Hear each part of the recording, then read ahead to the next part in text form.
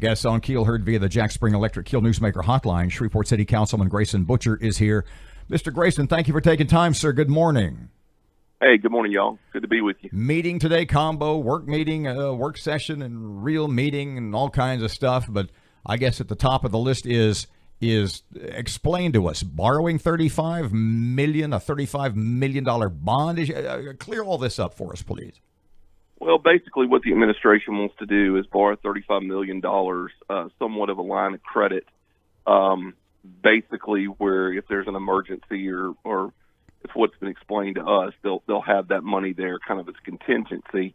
I personally prefer to try to cut the budget and to be able to have a reserve like we truly need. You know, most cities have at least a 10 to 15% reserve, where if there are such emergencies, but we're pretty low right now.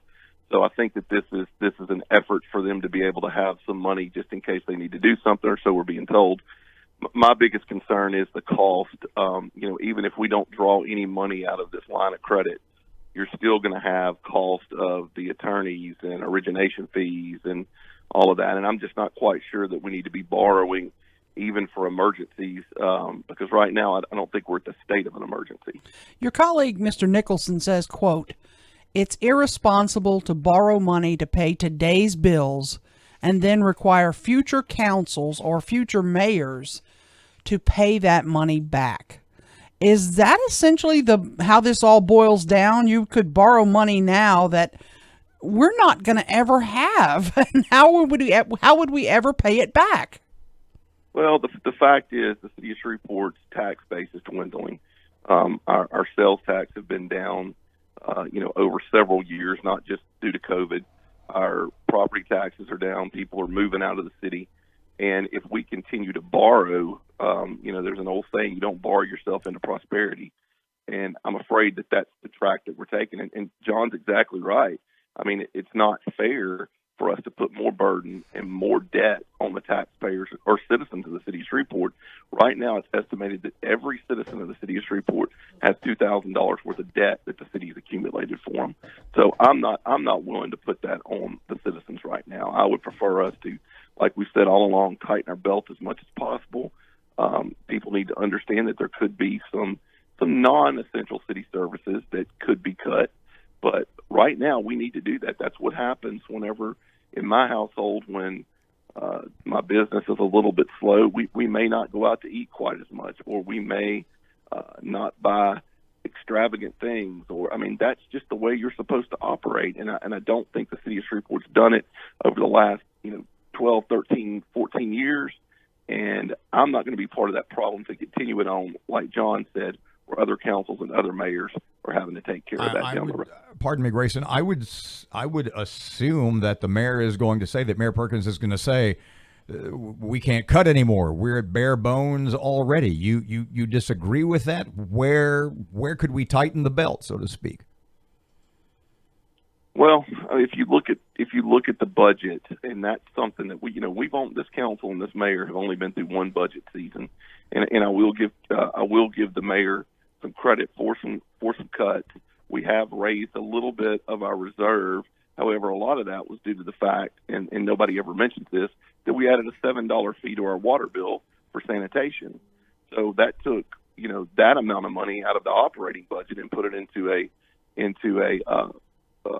enterprise fund for solid waste. So nobody's considering that savings because we added $7 to your water bill, which, if you remember correctly, I voted no for because I think that's taxation without representation. But I'm not going to get into that.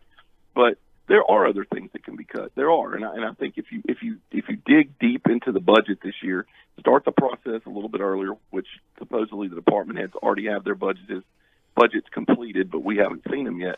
If we start that process a little bit early and work together and have really good conversations about what we need to do as a city and where we need to go in those essential services, maybe even privatizing trash pickup is the way to go if we can save some money. There's several things out there right now that the city's not collecting money for that they should be. So I just think that there's other ways to generate revenue for the city of Shreveport, along with maybe a little bit of curbing your spending and I think that the future would be a lot brighter than us going out and borrow money. My friend Councilman James Green says, quote, "It's like a spare tire. I don't have a spare tire because I want to have a flat. I have a spare tire just in case I have a flat. We might need the money, though. We might not be able to pick up trash. So do you follow that? Where is his logic wrong here?" Well, I know y'all have him on so frequently that y'all have become really good friends. Yeah, we're buds. Yeah. I mean, I don't disagree with the premise that we need to have something just in case, but my goodness, do we need to borrow $35 million? I just don't think so. There's a lot of cost involved in that. And there's been a lot of questions that we've asked for and have not gotten the answers. The mayor approached us about this back, gosh, I'd say in July. And I told him I just can't see us borrowing. Is there anything else that we can do to try to have a little bit more of a reserve, maybe, and I just don't feel like I've gotten that answer. But no, I agree. You have to have something there, but as far as, a reserve, but I just can't imagine going and borrowing this money and accumulating more debt for the citizens of Shreveport. Last 10 seconds. Is it going to fail or pass today? I don't know. I know that I'm a no vote. I feel that there may be two other no votes. I just don't know. I just hope that we can have a good conversation, and then after the vote is completed, we don't do the grandstanding that happened at the last meeting.